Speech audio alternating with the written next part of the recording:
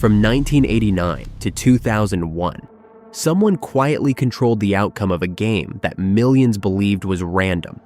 A game that generated billions in sales every year for the world's biggest fast food chain. A game where the odds of hitting the top prize were 1 in 250 million, but someone wasn't playing the odds, and it all came to the FBI because of a single phone call that lasted less than 1 minute. On a quiet morning in early 2000, the Jacksonville field office of the Federal Bureau of Investigation received a call. The office wasn't known for high-profile cases.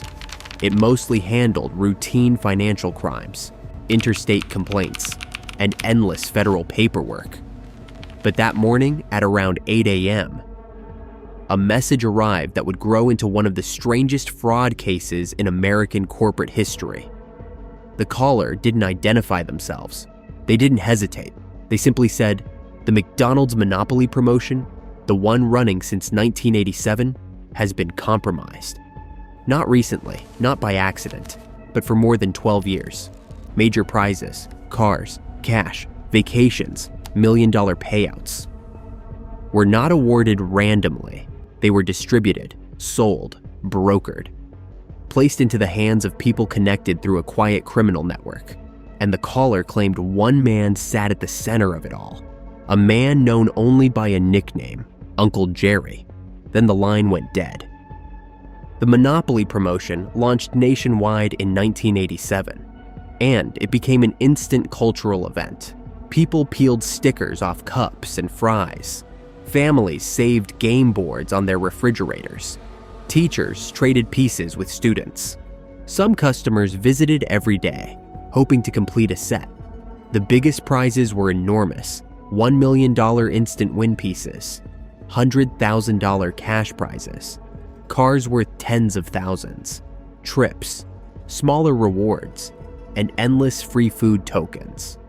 Whenever the game ran, McDonald's sales surged, in some years by 30 to 40%. The odds of hitting the $1 million piece were astronomical. Statistically, you were more likely to be struck by lightning twice. So when the informant claimed multiple $1 million winners were secretly connected, something didn't add up.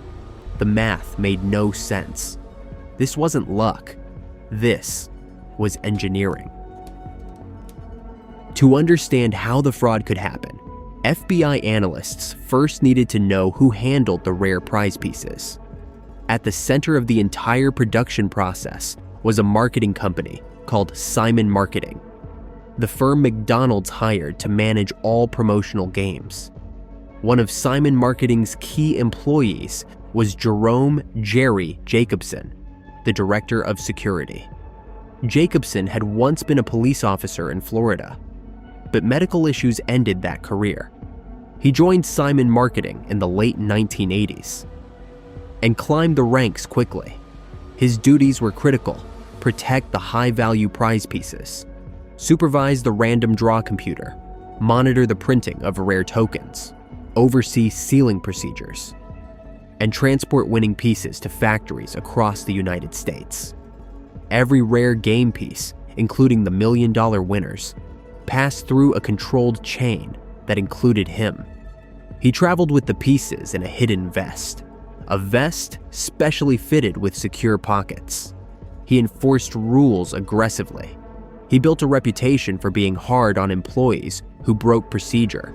He looked like the last person who would ever steal from the system. But in 1989, something happened. That opened the door. A shipment that wasn't meant for him arrived at Jacobson's office. Inside were unused anti-tamper seals, identical to the ones placed on the envelopes that stored the top prizes. These seals were supposed to be strictly controlled. If an envelope was opened, the seal would show it instantly. But this box contained fresh, unused seals, which meant Jacobson could open an envelope, remove the $1 million piece, insert a common piece, reseal it perfectly, and deliver it as if nothing had happened. No alarms, no audit warnings, no trace. The mistake should have been reported. Instead, It exposed the weak point in the entire system. Jacobson wasn't searching for a way to steal millions, but now he knew that he could. The first stolen prize was worth $25,000, not $1 million.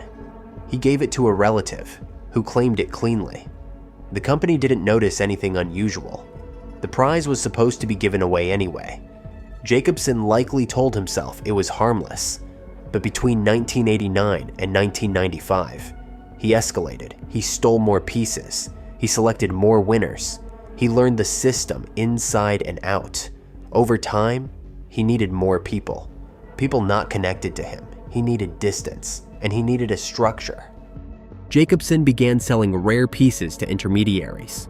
In exchange for upfront payments, for a $1 million prize, buyers typically paid $50,000 to $100,000 upfront. For a $100,000 prize, they paid several thousand. Those intermediaries then found claimants, people who would redeem the prize and give them a cut. This created a private, underground economy, a secret marketplace of stolen luck. By 1996, Jacobson's network had expanded.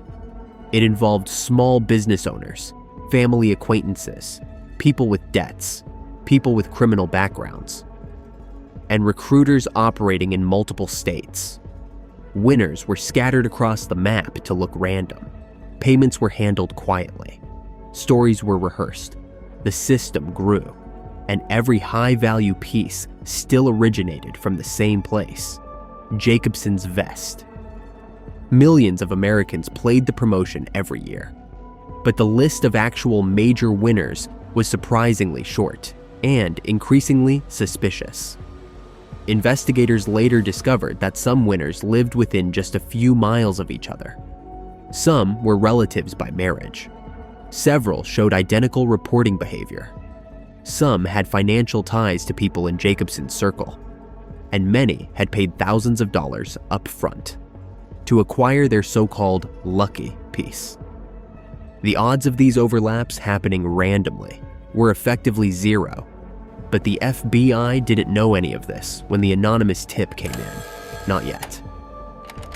McDonald's cooperated with the investigation immediately, handing over lists, addresses, and phone contacts from years of major prize winners. FBI analysts compared all the winners' phone records, and after weeks of mapping connections, one name appeared repeatedly: Jerome Jacobson. Not once, not twice, but across multiple years, and multiple million-dollar winners. This wasn't a coincidence. This was the architect. But suspicion wasn't enough. They needed action, recorded in real time, so they proposed the boldest step in the investigation. Agents asked McDonald's to run the Monopoly game one more time, beginning in the summer of 2001, but this time, every high-value piece was flagged internally. Distribution was watched closely. Phone calls to prize centers were monitored, and all known associates of Jacobson were tracked. For weeks, nothing happened. Then, in August 2001, a $1 million prize claim came in from someone connected to a known associate. Then another. 2 claims, in the same short window, both from people inside Jacobson's extended web. The operation moved forward. Agents posed as a promotional camera crew. They arrived with lights, microphones, and a giant novelty check. The claimant told a long, shaky story about finding the winning piece. Agents recorded every detail. They already knew the real piece's chain of custody. He couldn't have found it the way he claimed. The footage became clear evidence of fraud. This wasn't luck. This was a coordinated handoff. The agents left the house politely, and the takedown began. Federal teams moved fast. More than 50 people were eventually implicated. Homes across multiple states were searched. Financial transfers were traced. Phone records were seized. Jacobson was arrested at home. By the end of the sweep, the full scope of the fraud was exposed. Jacobson had stolen or distributed at least 60 high-value game pieces. The total fraud exceeded $24 million. The case was ready for court. Most defendants pled guilty. They paid fines, they served time, some lost jobs and reputations. Jacobson received 37 months in federal prison, a restitution order of $12.5 million, and a monthly repayment plan of around $370. Even if he paid it for decades, he would never reach the full amount. Simon Marketing, the company running the promotion, collapsed. Hundreds of employees lost their jobs. The story was big news. Until September 11th, 2001, when global events overshadowed everything. Years later, internal audits from multiple sources revealed something unexpected. Jacobson wasn't the first person to manipulate the game. Other vulnerabilities had existed, completely unrelated to him, where isolated individuals exploited printing flaws or distribution gaps. These earlier issues never reached public attention, but they showed the promotion had weaknesses long before Jacobson scaled it into a multi-million-dollar fraud. This twist changed how corporations structured promotional security. In the years that followed, the game eventually returned, with completely redesigned randomization procedures, new printing controls, third-party audits, reworked distribution channels, and digital verification layers. Jacobson served his sentence, and later lived quietly in Georgia. People close to him believed he kept money hidden, money investigators never found. He never gave a full accounting of the missing funds